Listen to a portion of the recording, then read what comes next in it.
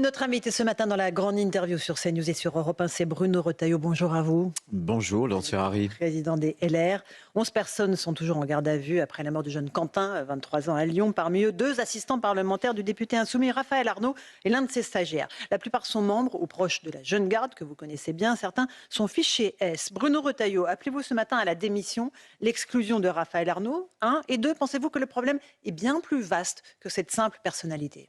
D'abord, dans le fracas d'actualité, on oublie qu'il y a une famille qui est en deuil, qui vit un enfer de souffrance depuis des jours. Et je le sais bien sûr, mais je veux vraiment leur témoigner toute ma sympathie, ma compassion. Les choses sont extrêmement graves, gravissimes. Puisque vous avez... C'est un point de bascule pour vous? Bien sûr. Vous avez, sous notre 5e République, une milice liée à un parti politique, une milice, la Jeune Garde, que j'avais dissoute au mois de juin dernier, 2025. Sans succès. Sans succès, attendez, je l'ai dissoute. Et les actions au Conseil d'État ne sont pas suspensives. Donc d'abord, ce que je veux dire, c'est que je m'étonne ce matin qu'il n'y ait pas une enquête, qu'il n'y ait pas une action pour reconstitution de Ligue dissoute. Et j'appelle évidemment le gouvernement à mener cette action, puisqu'on se rend compte que la Jeune Garde, elle a été dissoute par mes soins, et qu'elle se reconstitue, et qu'elle est là comme un groupement de faits. Donc il faut agir. Mais la situation gravissime, c'est que vous avez une milice qui tue, milice d'extrême gauche, liée à un parti d'extrême gauche. Voilà, qui a pignon sur rue, et qui ne s'excuse pas d'ailleurs. Tout ça est lamentable. Et donc il faut demander, bien entendu, l'exclusion, mais pas seulement. Monsieur Raphaël Arnaud doit démissionner de l'Assemblée nationale. Je demande rarement les démissions. Je n'aime pas le faire. Mais là, ça franchit toutes les bornes. La représentation nationale, c'est le peuple français. Le peuple français, j'ai la plus profonde estime pour nos compatriotes. Et c'est une honte que M. Arnaud siège encore. Vous vous rendez compte qu'il a 3 collaborateurs ou anciens collaborateurs qui apparemment pourraient être impliqués, qui sont en tout cas en garde à vue et entendus par la police. Donc c'est gravissime. Mais est-ce que la France insoumise s'est mise en dehors du pacte républicain avec cela? Non, Ferrari, ça fait des mois que je le dis. Mais attendez, ça fait des mois. Ça fait des mois que je le dis. Là, il faut qu'on arrive à la dernière extrémité pour le comprendre. Mais comprend-on que c'est un parti, on devrait dire des livres, et d'ailleurs par M. Ruffin, qui accusait LFI de racialisme. On devrait se souvenir de la fameuse affiche qu'il avait refusé de condamner, présentant Cyril Hanouna sous les traits du juif éternel de M. Goebbels, un nazi bien identifié. On devrait savoir qu'ils encouragent la violence. La police tue, c'est eux.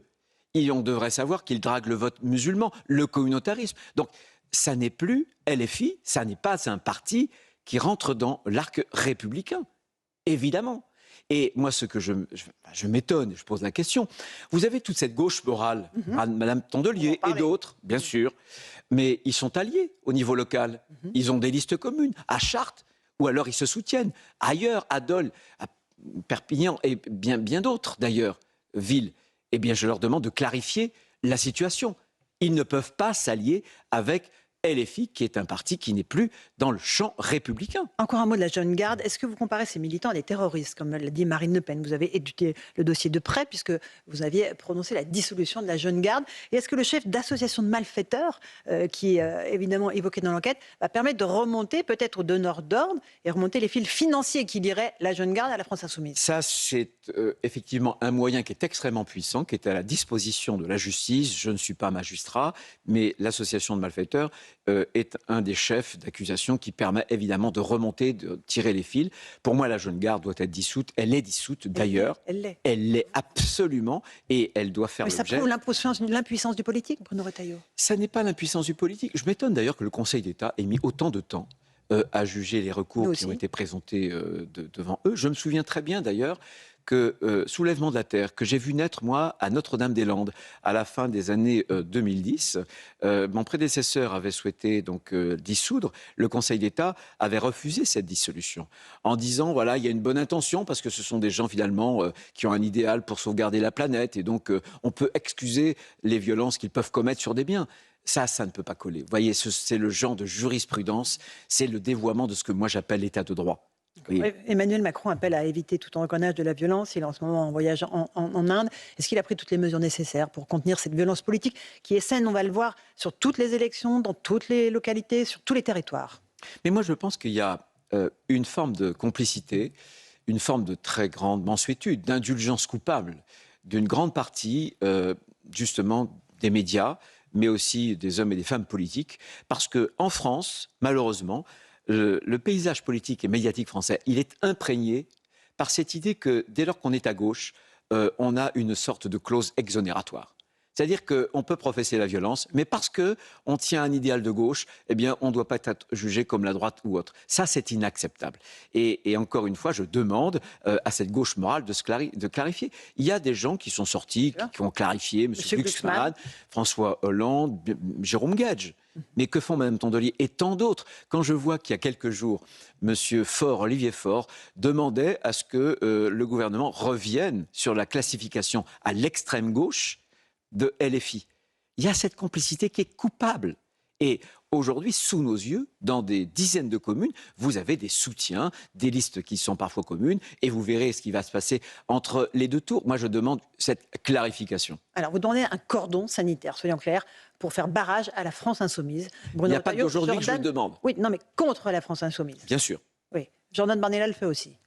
Et alors Et alors, donc ça veut dire que mais si Jordan le Front Bardella, républicain, c'est plus contre le RN, c'est contre les... Si Jordan Bardella dit qu'aujourd'hui il y a des inondations en France, c'est pas parce que c'est Jordan Bardella qui le dit que moi je veux dire l'inverse. Je l'ai parfaitement entendu et j'y réponds. Sanitaire contre la France insoumise ou contre le RN? J'y réponds. Pour moi, le cordon sanitaire, c'est contre LFI. Je ne mets pas un signe d'équivalence entre ces deux partis de façon objective. Je l'ai dit, je l'ai redit, j'avais indiqué à un certain nombre de reprises que pour moi, désormais, il quittait le champ républicain et qu'on devait barrer la route et que pas une seule voix ne devait aller sur des candidats soutenus ou des candidats LFI. Lors des dernières législatives, pourtant 23 candidats LR ont été élus grâce aux voix de la gauche, du NFP, en raison de ce fameux Front républicain. Vous le refuserez désormais? Mais le Front républicain a volé en éclats. Il a volé en éclats. Mais comprenez-moi bien, je sais, je n'ai jamais, moi, contrairement à d'autres, jamais en 2024, vous ne m'avez entendu dire le moindre mot pour faire élire, par exemple, un candidat d'extrême gauche. Jamais. Au nom d'un soi-disant Front républicain. Vous vous rendez compte du ridicule? Je suis en train de vous expliquer que c'est un parti anti-républicain et il faudrait s'associer avec eux pour faire un front républicain. Bon, on marche sur la tête. Est-ce que la politique sont pas des convictions? Est-ce que c'est pas une forme de droiture dans l'expression? Donc, pour être clair, vous demandez aux candidats LR, s'ils sont au second tour, d'avoir le choix entre un candidat RN ou un candidat France Insoumise, ils choisissent le candidat RN. On est d'accord, Bruno Retailleau? Je me refuse à aller sur la discussion du second tour pour les municipales parce qu'elle est cruciale. Elle est cruciale, bien sûr. C'est la cohérence. Mais parce que nous serons très majoritairement au second tour. Oui. Donc, je demanderai aux électeurs de voter. Et dans les circonscriptions, les villes, je suis en train de vous les territoires où ils seront. Je suis en train de vous dire que pas une seule voix devra aller sur des listes qui seront soutenues ou qui comprendront un membre de LFI. Mais pas d'appel à voter RN pour faire barrage à la France insoumise? Liberté de vote. Je vais vous dire, on n'est plus au temps de grands-papas. Les partis ne sont plus entendus et les gens sont parfaitement autonomes et complètement libres. Il y a quelque chose qui les énerve au plus haut point, c'est les consignes de vote. Eh bien, ils seront libres, voilà, libres. Et il n'y a pas de jugement moral qui doit les conduire à voter pour tel ou tel. En même temps, vous ne mettez pas de signe égal entre RN et la France insoumise? Non, je ne l'avais clairement exprimé. Bien sûr.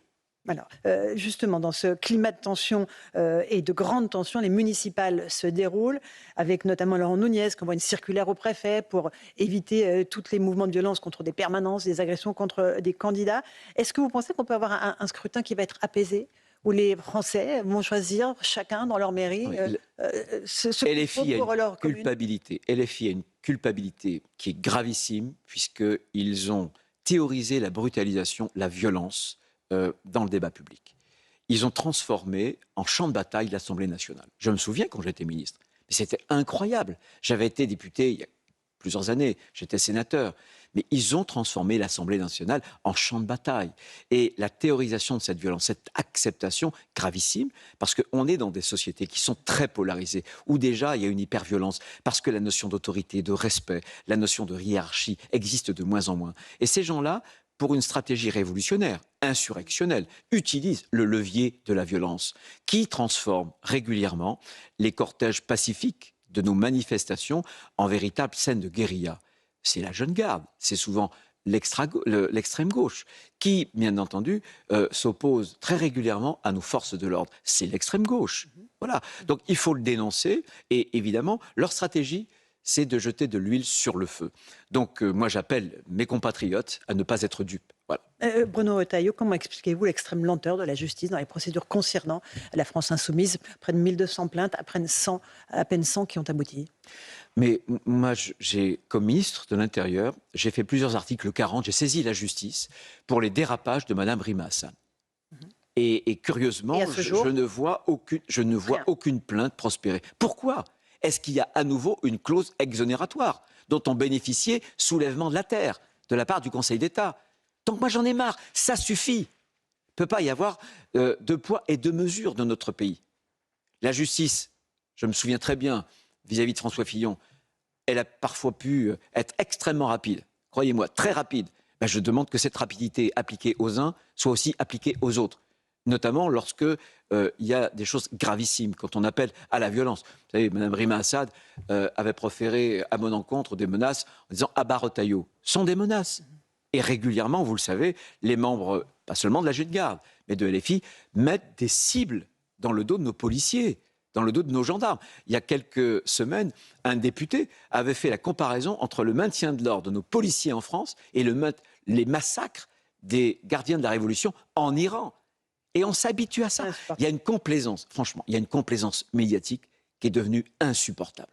Insupportable.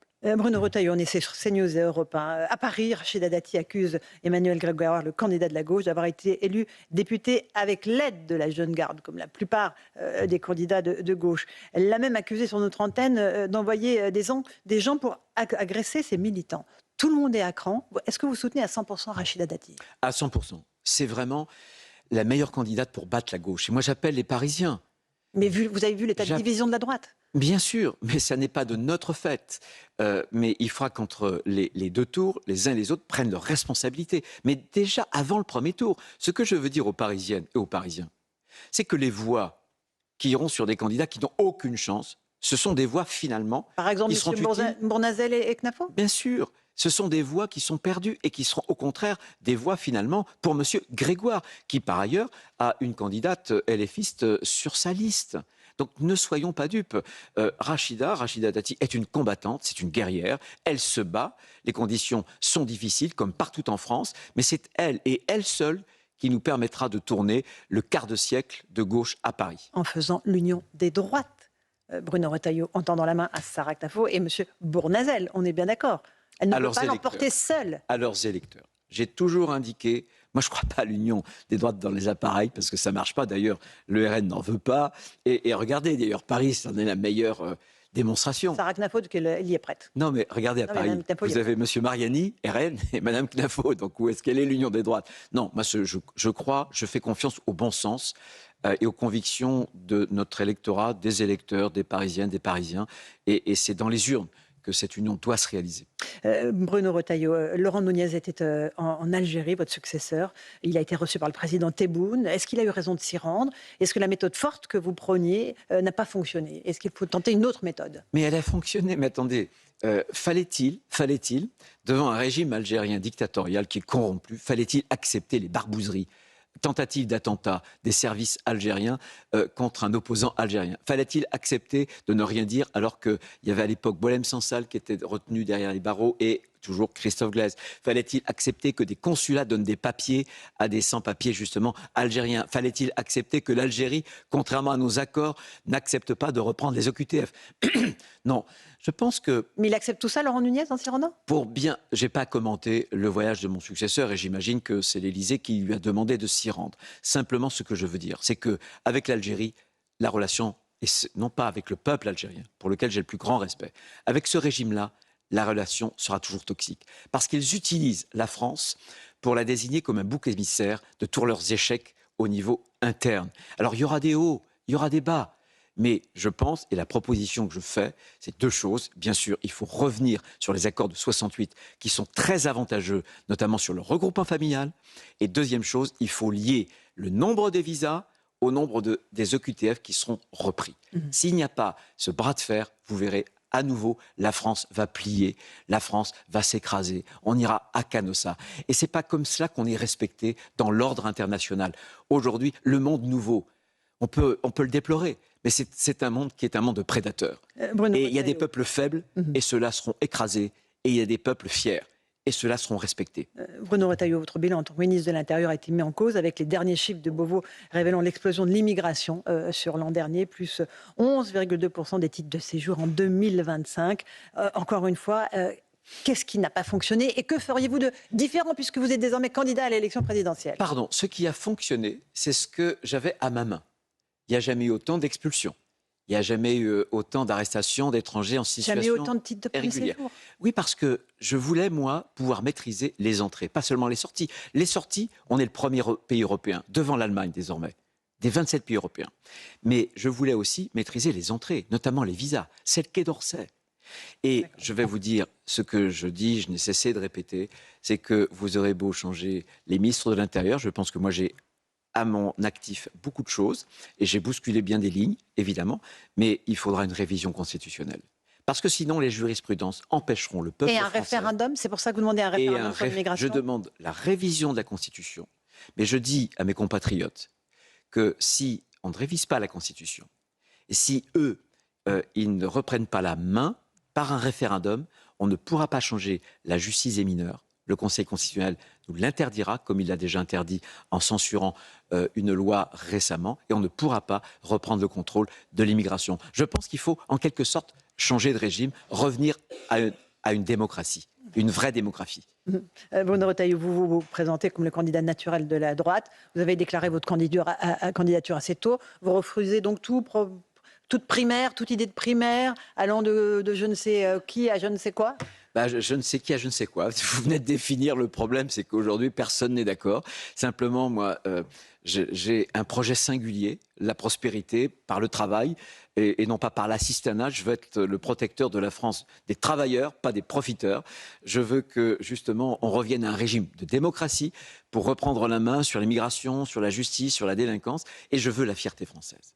Je veux que notre mode de vie, nos coutumes, notre culture, notre civilisation soient respectées, défendues et que l'école porte ces valeurs-là. La valeur de la fierté française, alors que l'école est le grand échec. Vous vous rendez compte qu'aujourd'hui, l'école est devenue une machine à fabriquer des inégalités, à les reproduire, puisque désormais, les succès de nos enfants, des élèves, sont complètement liés à la position sociale de leurs parents. C'est inadmissible. L'école républicaine n'est plus qu'un slogan. Eh bien, moi, je veux que l'école de demain soit l'école de la fierté française, mais surtout qu'elle soit une chance pour chaque petit Français de réussir dans sa vie, quel que soit son niveau social. On reparlera de votre programme économique, j'imagine, dans l'avenir. Un dernier mot sur la République des copains. Emmanuel Macron multiplie les nominations sur des institutions clés de l'État. Nomination d'Amélie de Montchalin à la Cour des comptes. On parle même de Christine Lagarde à la tête de la BCE qui pourrait quitter ses fonctions avant la fin de son mandat. Il s'agit de tout verrouiller avant une éventuelle alternance en 2027. C'est comme ça la démocratie. C'est la grande opération de recasage. C'est la grande opération de recasage. Mais pas de verrouillage. Et de verrouillage aussi. Madame Legendre, je l'ai connue, elle était à l'Élysée. On n'avait pas du tout... L'Institut du monde arabe. Écoutez, elle était sur une ligne totalement opposée avec l'Algérie. Totalement opposée. Totalement opposée. Donc, ce sont ces hauts fonctionnaires, notamment du Quai d'Orsay, qui ont l'habitude, vous voyez, de défendre des principes universels plutôt que de défendre des intérêts français. Eh bien, je pense que la diplomatie française doit d'abord respecter le peuple français et défendre les intérêts français. C'est le monde dans lequel nous sommes. Évidemment qu'il y a quelques principes qu'on doit respecter, mais avant tout, la défense de nos intérêts. Mais si le Conseil constitutionnel, le Conseil d'État, la BCE, tout ça, Banque de France, tout est à la main, encore une fois, des macronistes, qu'est-ce qui peut se passer en 2027 ? Eh bien, quelle alternance possible ? Quand je serai président de la République, ma première action, ce sera de réviser la Constitution pour rendre au peuple français le pouvoir de décider. Même sur le pouvoir n'a plus le pouvoir, non, mais sur les politiques fondamentales, je viens de l'expliquer. Vous savez, ce que veulent les Français doit être entendu. Et aujourd'hui, le grand malaise démocratique, c'est que les Français voient qu'il y a des alternances, des élections, mais que les politiques ne changent pas, que les gouvernants sont condamnés à l'impuissance parce qu'il y a des jurisprudences qui les ligotent totalement. Eh bien, moi, je pense que c'est pas aux juges de décider, ce qui est fondamental. C'est vraiment au peuple. C'est aux gens de décider. Merci Bruno Retailleau, c'était votre grande interview sur CNews et sur Europe 1.